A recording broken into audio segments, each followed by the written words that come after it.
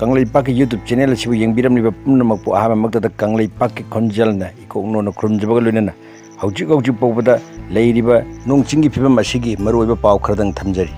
haujuk paubada leiriba manipurgi ising ichaugi phibam asi phagalkanne haibagi mong uba phangde aduga loinana isingi level se hantabagi mohutta tapna wangkhalagli ahanada maruiba athuba paw khradang hana thamjage salamda haujuk isingi imai tapna hengalakpa maramna khudong thidingai urokli maram asina village volunteer singna thokpiraktuna mateng pangnanaba mateng nirakli mathang ucharibsina samau kaithelgi maning oiba namul tureni mapani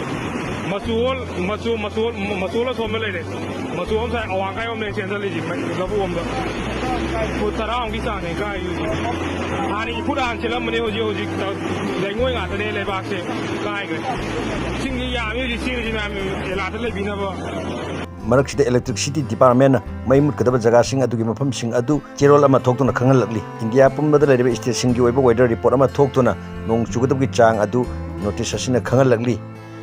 ba cherol asigi matung inadi khwaji gi hena nong chugadaba state sing adu gi manuda manipur su ama oibaga loinana lagliba tang mari phawba hongba leiroi hai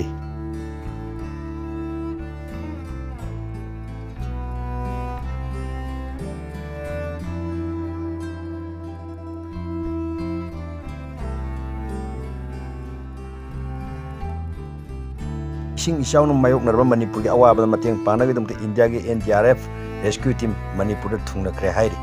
loina na mathangi pawsina hauji ESING ECHAO no mayok nadur awaba nanglaba Manipur gi damakta European Union na lupa crore ani ga lakh kunmanga kaithoktuna Manipur gi damakta mateng panglakle haina icha Lucy Priya na phongdorakli makha tarakpana mapan gi paw khardang amuk thamjage ESING ECHAO sina maram oiduna Nagaland da mioi mari sire Assam da chahi 30 tangai riba satra ama yauna mioi hum sire aduga taraga tarena asok apan nangkhre Assam ga thangnana leriba Meghalaya dana masagi chahi kunga taruk khak tangai riba naha ama sikhibaga loinana asok pa taruk sure hairi loinana Mizoram da ESING ECHAO sina maram oidun sikhiba mioi masing asi kunga mathoi sure hengalakpa yana leiri haina oithokpa yaba pawi likhul amana hairi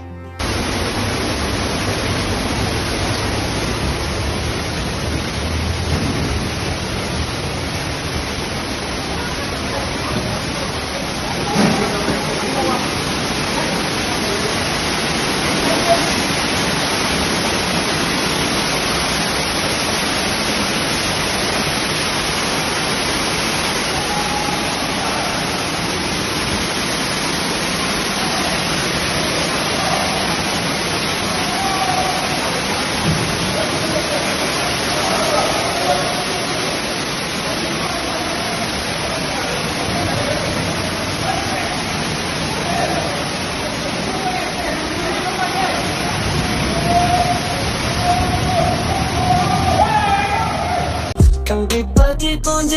is your YouTube channel. It's my YouTube channel, my YouTube channel. KANGLEIPAK ECHAO